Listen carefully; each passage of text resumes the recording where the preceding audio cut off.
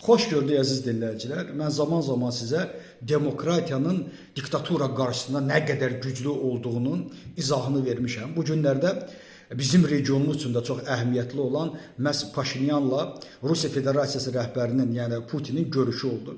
Və bu görüşdə yenə də Putin vurğuladı ki, Qarabağ məsələsi, məhz Qarabağ tərəfdarları məsələsini ortaya atdı və birbaşa Paşinyana bildirdi ki, sən tanıdın Azərbaycan torpaqlarını 2022-ci ildə Praqada sən bunu imzaladın. Biz bunu gözləmirdik, sən Azərbaycanın torpaqlarını tanıyasan. Biz də bundan sonra məcbur olduq, öz sülh məramımızı oradan çıxartdıq. Yəni dönəm-dönəm hər zaman artıq bu neçənci deyilişidir ki, bildirir ki, sən Azərbaycanın torpaqlarını tanıdın və bizim bütün planlarımızı məhv elədin. Biz orada çıxmaq istəmirdik. Biz istəyirdik bu daim belə geçsin və biz Qarabağı da Ermənistana verəcəkdik. Bu günlərə Azərbaycanda Rusiya trolluq eləyənlər, Putinə trolluq eləyənlər, Elxan Şükürov kimi insanlar, onun mövqeyini tərifləyən bu mövqeysizlər heç vaxt bitməyəcəklər. Bu mövqeysizlərin ən layiqli cavabını Azərbaycan xalqı verməlidir. Bütün bu prosesləri görərək, bütün bu prosesləri izləyərək bu trolların, bu taxtabitilərin cavabını verməlidir və bu insanlar ignor edilməlidirlər Azərbaycan cəmiyyətindən. Azərbaycanın birbaşa düşmənçiliyini çəkinmədən Putin dilinə gətirir. Amma əlbəttə ki, Paşinyan öz xalqını arxasına alaraq çox güclü bir lider kimi bildirir ki, biz artıq Ermənistanda Qarabağ məsələsini bitirmişik.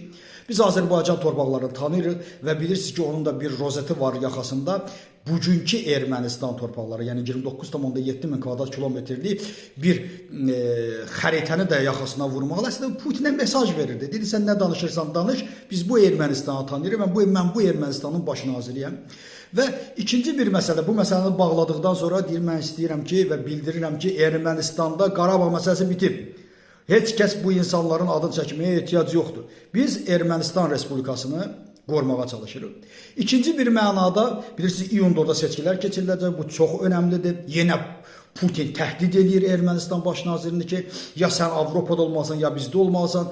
Orada Rusiya pərəst insanlar var, bizim dostlarımız orada çoxdur. Biz istəyirik ki, Ermənistan orada imkan yaratsın, Paşinyan imkan yaratsın, onlar da səs vermə hüququndan istifadə etsinlər. Amma Paşinyan yenidən bu dırnaqarası dünya liderinə cavab verir ki, Ermənistan Demokratik Respublikadır. Orada yalnız vətəndaşlar iştirak edə bilərlər və biz öz demokratiyamızın arxasıca gedirik. Biz ölkəmizdə nə var, bunu biz müəyyən edirik. Avropaya gedəcəyimizi də, Rusiyada qalacağımızı da biz müəyyən edirik, Ermənistan xalqı müəyyən edir. Yəni, bütün bunlarla bərabər, o deməkdir ki, bu demokratiya nə qədər güclü bir məsələdir.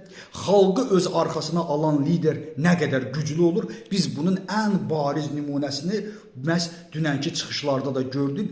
Ermənistanın nə qədər güclü tutumunu bütün dünya, elə məhz Rusiyada gördü. Öz dodaqlarını çeynəyə-çeynəyə, öz əsəblərini gizlətmədən bütün bunlara baxmayaraq, amma Putinin də cavabını elə oradaca, onun yanındaca vermiş oldu və bilin ki, Azərbaycan xalqı demokratiya nə deməkdir?